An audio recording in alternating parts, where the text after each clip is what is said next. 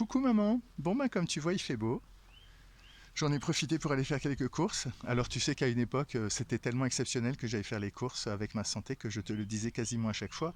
Alors maintenant, comme je t'ai dit que ma santé s'améliorait et que mon système immunitaire allait mieux, je te le précise et il se trouve que là j'ai été faire des courses. C'est aussi souvent que j'y vais que je te le dis plus parce que c'est plus vraiment une nouvelle quoi. Ça devient presque du quotidien.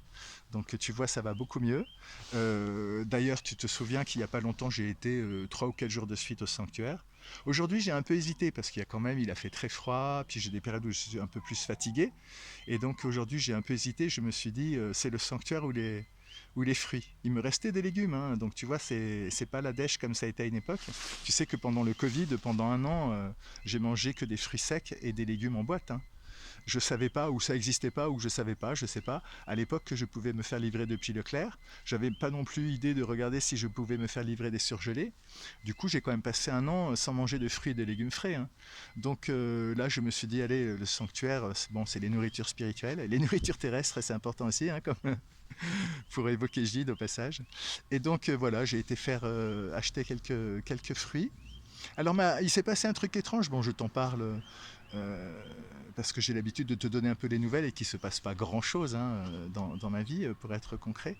Quand je sortais, enfin, c'est pas un stop, c'est un cédé le passage, mais je m'étais arrêté pour laisser passer des voitures. Et en sortant, enfin, en reprenant, enfin, je dirais, en redémarrant, mais j'avais pas coupé le contact, c'est ça le truc. En redémarrant et en tournant, le Neyman de la voiture, enfin le Neyman du volant, s'est bloqué une fraction de seconde.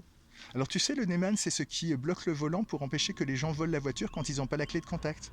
Sauf que là, ben, le contact était mis, le moteur tournait, j'avais pas calé, enfin le Neyman n'avait aucune raison de se bloquer.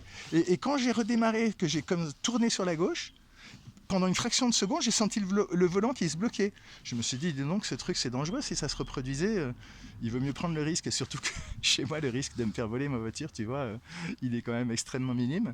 Il vaut mieux prendre le risque de se faire voler une voiture que d'avoir un problème avec son Eman. Ceci dit, ça a duré une fraction de seconde. Ça s'est jamais produit auparavant. J'ai jamais entendu personne dire que ça leur était arrivé. Donc je m'inquiète pas, hein. Surtout que je fais des allers-retours à Leclerc maintenant, hein. Je me contente de ça, hein. Je roule à 50 km/h et les virages, les virages, c'est là où on roule le plus lentement. Là, je devais être à 10 ou 20 km/h, hein. Donc je m'inquiète pas. Mais bon, voilà, je te raconte ça comme...